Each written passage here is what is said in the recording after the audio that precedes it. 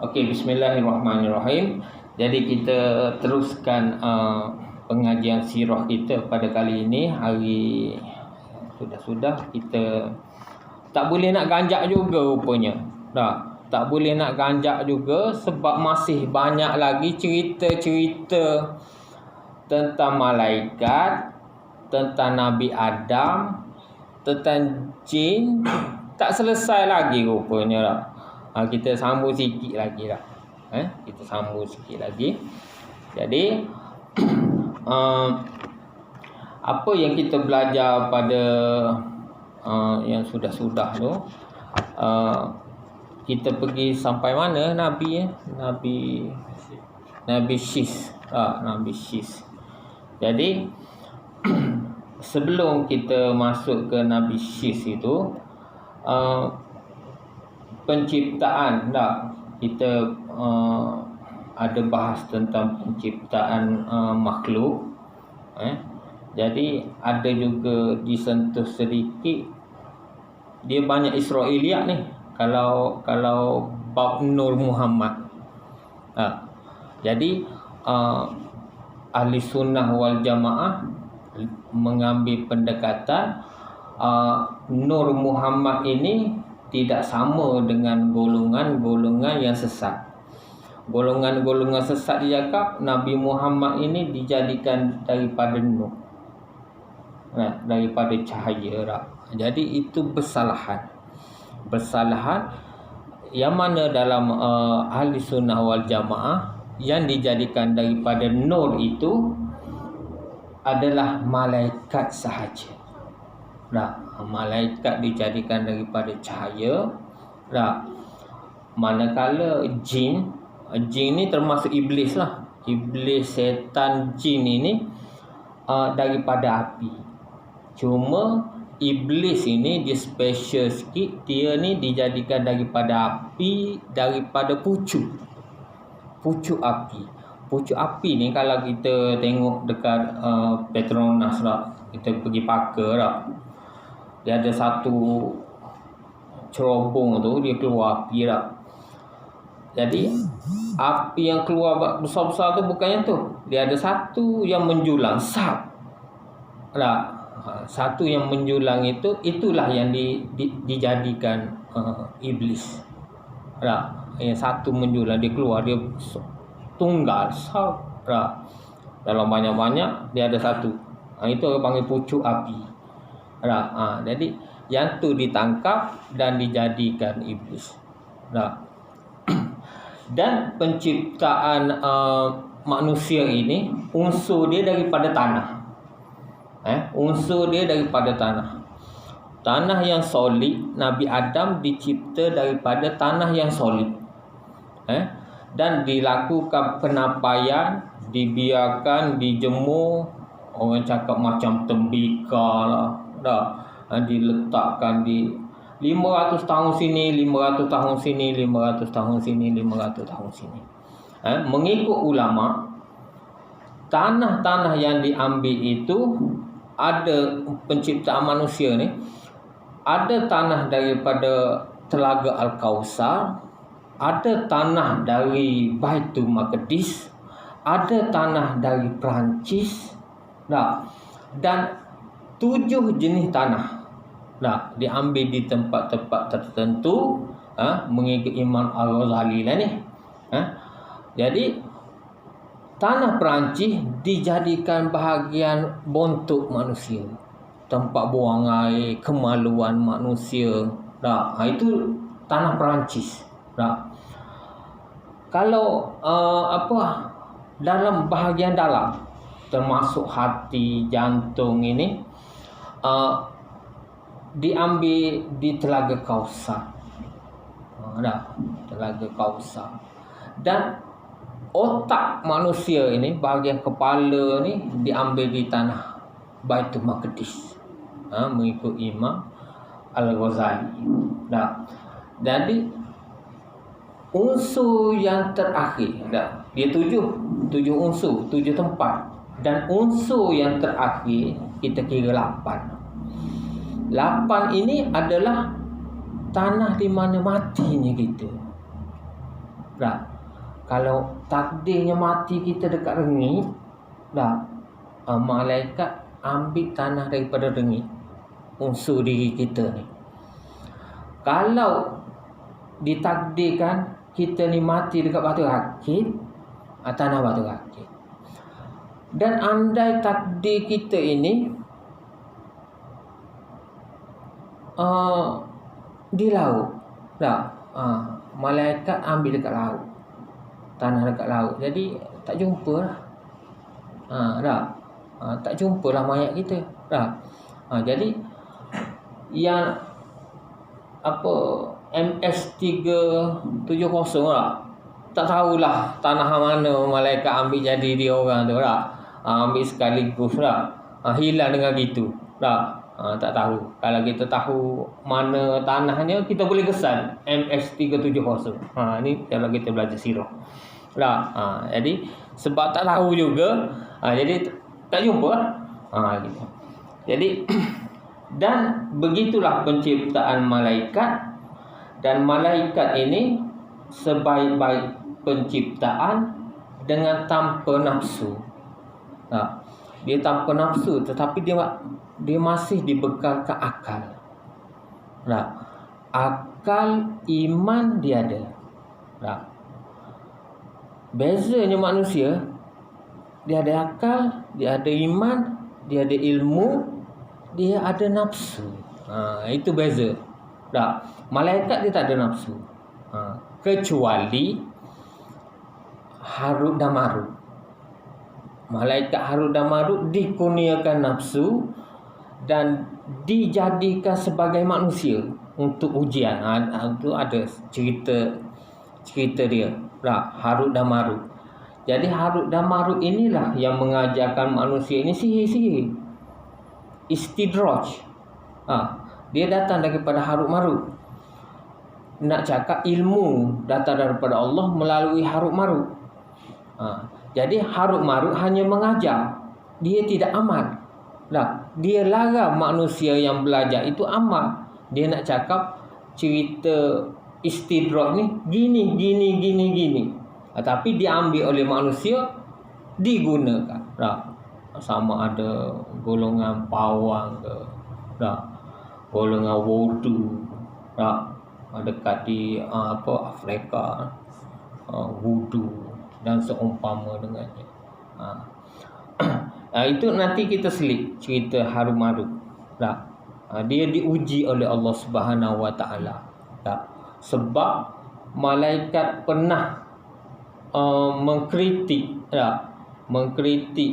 Allah jadikan manusia.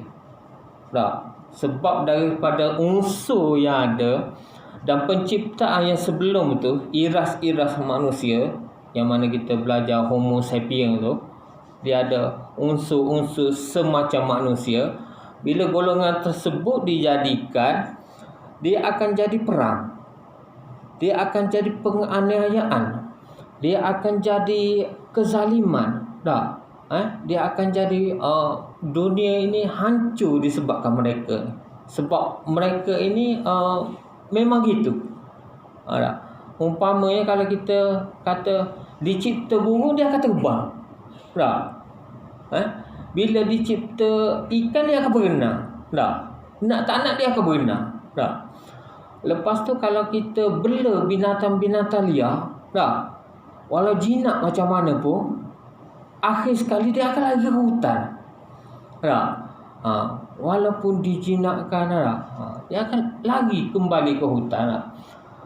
Kalau kita bela ayam hutan, okey, ayam hutan yang dah dikacuk, dia lain sikit. Kalau ayam hutan itu kita ambil telur dekat hutan, kita ram dengan ibu kampung, satu hari nanti dia akan balik ke hutan.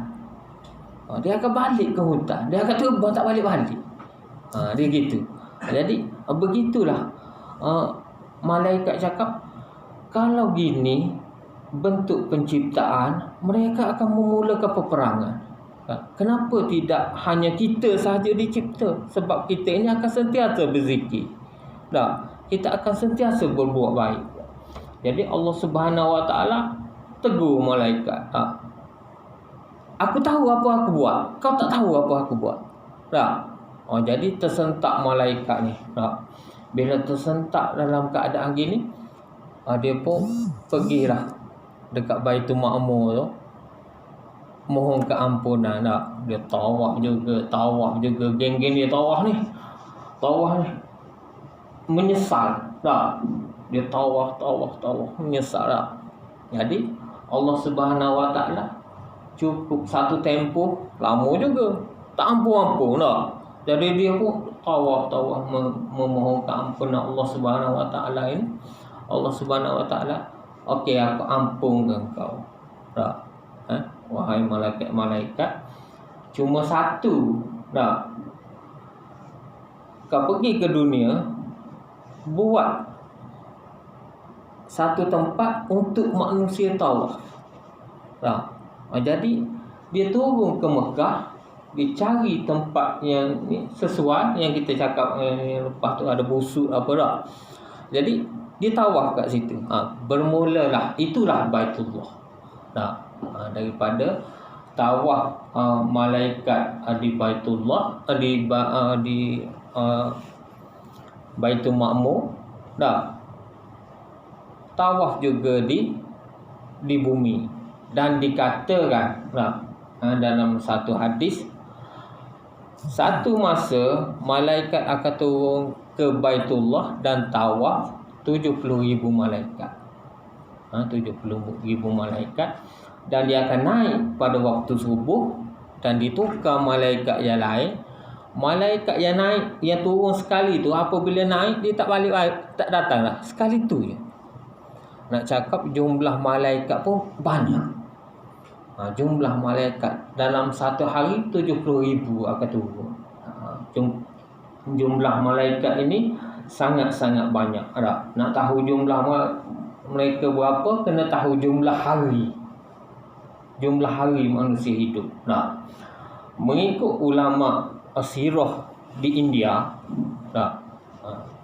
mengikut kajian-kajian dia cakap, mengikut salah silah para nabi, dia cakap sebenarnya fakta yang kita belajar sejarah di sekolah tu, manusia ini berusia juta-juta tahun, itu satu pembohongan. Itu satu pembohongan. Sebab antara Nabi Muhammad dengan Nabi Adam ni hanya ribuan tahun sahaja. Hanya ribuan tahun sahaja. Okey. Jadi yang menjadikan orang putih melalui kajian karbon dia, dia jumpa mayat gini-gini berusia juta-juta tahun ini, dia cakap disebabkan berlaku bala yang menimpa. Bala yang menimpa menjadikan mayat-mayat yang dikaji oleh pengkaji sejarah barat jadi tua. Mayat tu jadi lebih tua daripada sepatutnya yang dia jumpa. Jadi bila dia test sebatian karbon itu menunjukkan mayat-mayat yang dia jumpa tu juta tahun lah. Padahal mayat tersebut ditimpa bala daripada Allah Subhanahu Wa Taala. Hari gitu. Jadi diciptalah malaikat, diciptalah jin, diciptalah manusia, manusia yang pertama Nabi Adam dan dibekalkan beberapa ilmu, item manusia ni, ilmu, iman, nafsu. Jadi kalau ilmu, iman dan nafsu ini, iman tinggal iman je. Ilmu tak support iman. Dia akan jatuh kepada, dia akan tewas kepada nafsu. Jadi dia jahat. Dia gitu. Sipir dia. Sipir dia. Tetapi kalau nafsu tidak disupport oleh ilmu, nafsu ilmu itu pergi kepada iman, jadilah dia orang baik. Dia gitu. Jadilah dia orang baik. Jadi jin ini dia lebih kurang manusia. Dia lebih kurang manusia, dia sikit iman. Iman dia sikit. Jadi tak banyak. Sebab tu ada golongan jin itu kafir, dan jin itu Islam. Orang panggil jin Islam. Tetapi walaupun dia beragama Islam, iman dia kecil. Iman dia kecil berbanding dengan manusia. Iman manusia lebih besar. Dia gitu. Jadi apabila dicipta Nabi Adam dan dimasukkan ruh, jadi Nabi Adam dimasukkan ruh, dia bermula masuk ruh itu, dia masuk daripada sebelah kepala, ubun-ubun. Jadi daripada ubun-ubun ni juga roh akan keluar biasa. Roh akan keluar. Dia cuma beza. Roh orang Muslim, orang Islam, dia akan keluar ikut azali dia, ikut ubun-ubun. Tapi roh orang yang engkar, iaitu orang kafir lah, dia akan keluar ikut mulut. Dia beza. Manusia yang engkar, dia akan keluar ikut mulut. Manusia yang taat ataupun Muslim, dia akan keluar balik daripada azali ikut ubun-ubun. Di mana roh itu dimasukkan. Apabila roh itu dimasuk di bahagian kepala, otak mula berfungsi. Otak Adam mula berfungsi. Bila dia mula berfungsi, dia masuk di salur pernafasan. Salur pernafasan, dan meresap masuk ke bahagian kardiovaskular. Masuk ke bahagian jantung. Operasi lah. Operasi lah. Di bahagian atas dah operasi, dia bersin. Asyik. Keluar kalimah yang pertama. Kalimah yang pertama, Alhamdulillah. Dia gitu. Kalimah yang pertama dikeluarkan oleh Adam itu adalah Alhamdulillah. Didengari oleh malaikat yang 8. Malaikat 8 ni malaikat yang memikul dunia, yang memikul langit. Yang memikul langit, takut langit jatuh, hempak dunia, dia jadi tiang. Malaikat 8 ni dengan Alhamdulillah dizikir. Digunakan, ini perkataan yang baik, keluar daripada Nabi Adam. Digunakan zikir itu Alhamdulillah lah. Rupanya arash yang dia pikul itu jadi ringan. Dengan zikir. Jadi zikir Alhamdulillah ini adalah baik. Adalah baik. Dimulakan oleh Nabi Adam alaihissalam. Jadi bila dia keluarkan asyun Alhamdulillah, tangan dia dapat digerakkan. Tangan dia, ruh sampai ke pusat baru. Sampai ke pusat, Adam dah cuba bergerak. Cuba berjalan. Jadi geng-geng yang menyaksi kejadian ni, tengok manusia. Tengok manusia. Gelojuh. Gelojuhnya manusia. Tak siap lagi nak jalan dah. Jadi inilah yang menjadi kritikan di kalangan malaikat, jin, iblis, setan. Dia orang dijadikan dulu. Dan mereka menyaksikan kejadian Adam. Dan Adam ini makhluk yang terakhir dijadikan oleh Allah Subhanahu Wa Taala. Kemudian turun ayat, inni ja'ilun fil ardi khalifah. Aku jadikan manusia ini sebagai khalifah. Itu yang saya cakap, malaikat mengkritik tu. Setelah inni ja'ilun fil ardi khalifah, kritik malaikat. Lepas tu ditegur oleh Allah Subhanahu Wa Taala. Tapi geng-geng iblis, geng-geng setan, jin-jin yang tidak beriman ni dah mula rasa nak berontak dah ni. Tak puas hati. tak puas hati. Jadi duduklah Adam itu di syurga. Setengah ulama menyatakan berlaku jatuhnya Nabi Adam daripada syurga itu, dia makan buah khuldi tu, pokok khuldi tu, pokok abadi itu, bukan di syurga. Dia berada di pinggir syurga. Pokok tu tumbuh di pinggir syurga. Bukan di syurga utama, di sempadan-sempadan. Kalau kita ni duduk Sungai Golok, kita duduk di Sungai Golok.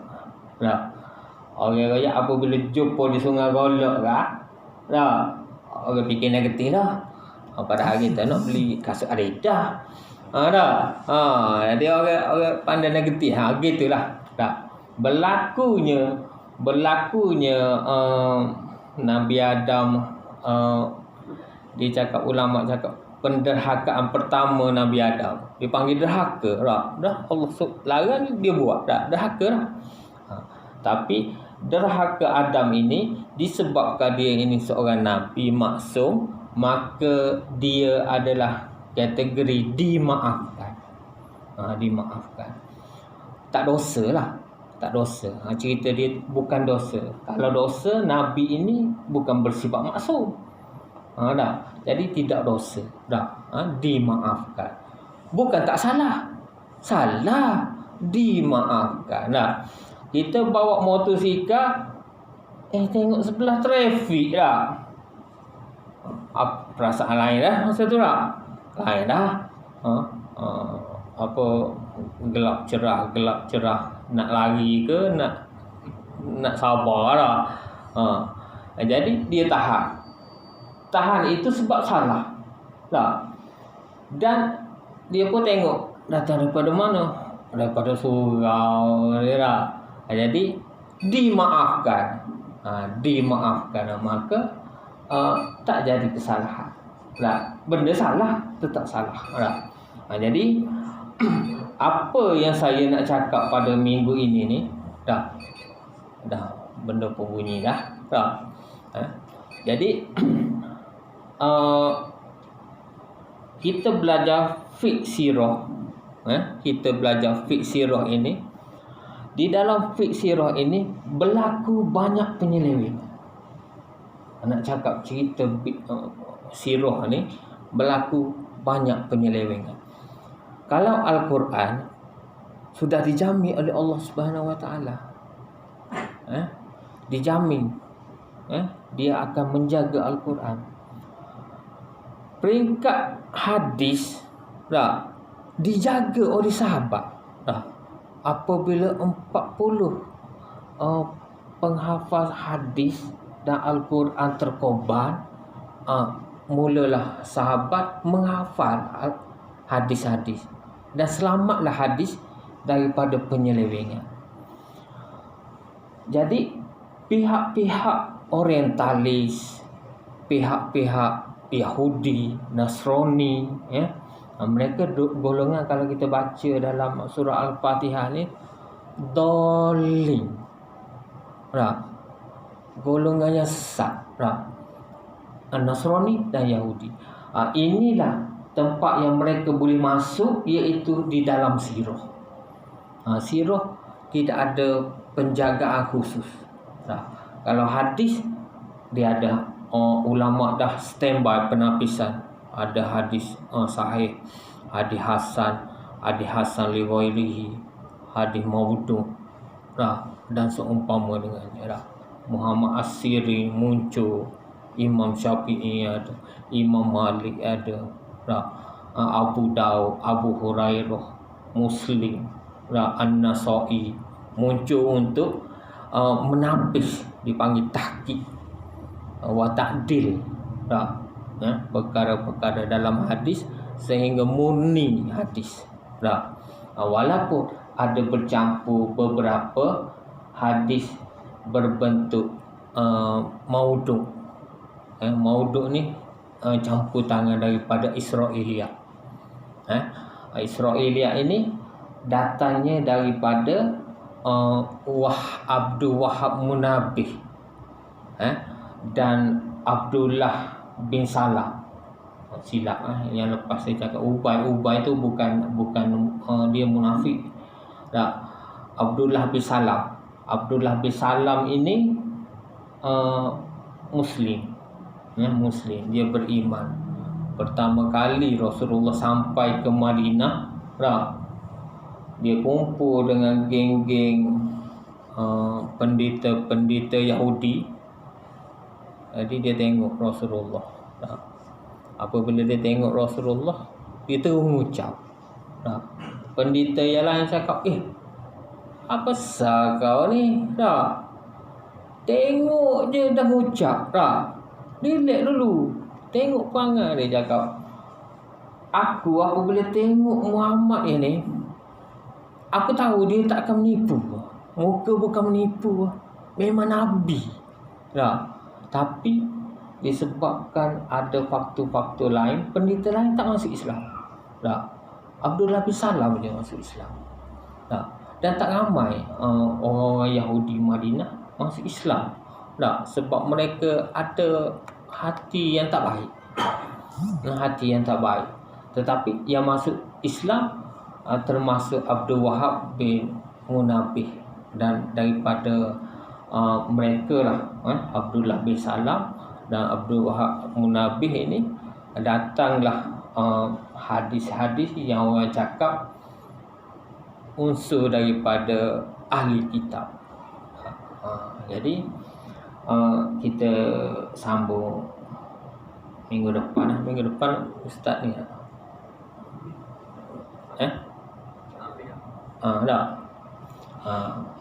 jadi saya hanya ambil dalam sebulan 3 kali. Tak lagi tak apa. Minggu depan sekali lagi lah. Jadi kita jumpa minggu depan sekali lagi. Jadi sekian saja pada kali ini. Wabillahi taufiq wal hidayah. Assalamualaikum warahmatullahi wabarakatuh.